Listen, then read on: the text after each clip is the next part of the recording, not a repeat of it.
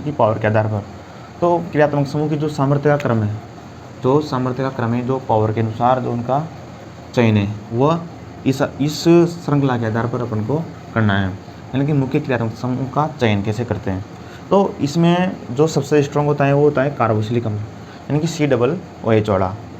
ठीक, उसके बाद होता है सल्फोनिक अम्ल, उसके बाद होता है एल्किल एल्केनोइड। जो एस्टर होता है उसके को प्रतिस्थापित कर देता है ना, तो एल्किल एल्केनोइड।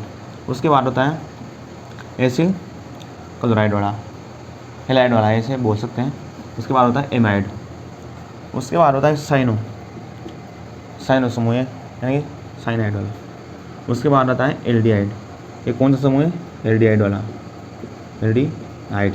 अब एल्डिहाइड देखो कीटोन से अधिक सामर्थ्यवान है, तो ये दोनों हो तो अपन को एल्डिहाइड को प्राथमिकता देनी है और नंबरिंग एल्डिहाइड के पास से शुरू करनी है। ये है कीटोन है। अब उसके बाद कमज़ोर है ये अपना एल्कोहल, देखो शराब है ना, एल्कोहल। उसके बाद है एमीन, एल्कोहल से भी नीचे आता है एमीन।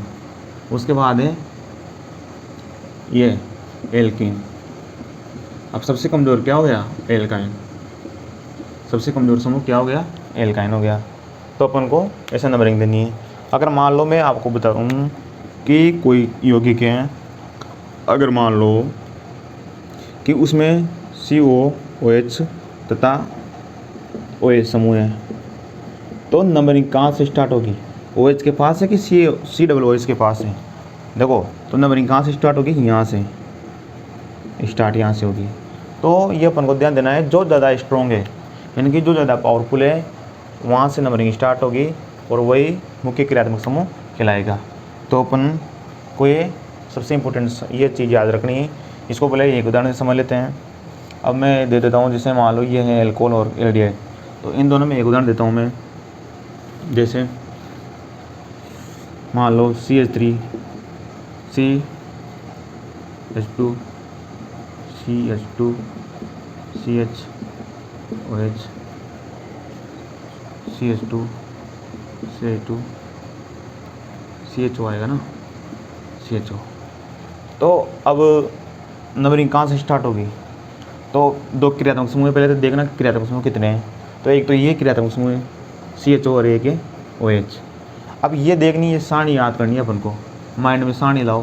देखो अपन के 2-5 ही काम आएंगे आने में, तो पर अपन को तो याद रखनी है। जहाँ तक याद हो जाए तो बहुत बढ़िया चीज़ है। ये और ये और ये वाला, ये वाला, ये वाला और ये तो काम आएगी सही बार बार। तो यहाँ देखते हैं कि इसमें स्ट्रॉन्ग कौन है? CHO वाला। अगर ये स्ट्रॉन्ग होता ना तो नंबरिंग यहाँ से स्टार्ट होती। तो ये स्ट्रॉन्ग है तो नंबरिंग कहाँ से स्टार्ट होगी? 1 2 3 4 5 6 7। तो नंबरिंग यहाँ से स्टार्ट हो गई, यहाँ से। तो 7 हो गया। तो अब देखो यहाँ पर कौन से नंबर पे आ रहा है? एल्कोहल वाला। तो मैंने बोला था यदि ये आ रहा है जो कमज़ोर समूह है, तो ये क्या बन जाता है? हाइड्रोक्सी बन जाता है। तो कौन से नंबर पे है? 4 हाइड्रोक्सी, 4 हाइड्रोक्सी बन गया। और उसके बाद मैंने क्या बोला था? प्रो लगने के बाद आता है कार्बन चेन का नंबर आता है। तो कार्बन चेन कितने की? हेप्टेन है, 7 की ना, तो हेप्टेन बन जाएगा। तो हेप्टेन बन गया ना, तो हेप्टेन बन गया, हेप्टेन 1L। तो इसकी मैं डायरेक्ट संधि करके भी इसको लिख सकता हूँ। कैसे? एक पे हो ना अगर, तो ऐसे लिख सकते हैं 4 हाइड्रोक्सी हेप्टेनेल। तो इसका ये आंसर हो गया। तो इससे अपन लिख सकते हैं। तो आयुपेशीय नामकरण की जो भी समस्या हो आप पूछ सकते हो, उसका सॉल्यूशन किया जाएगा। और ये सारणी सबसे इम्पोर्टेंट है।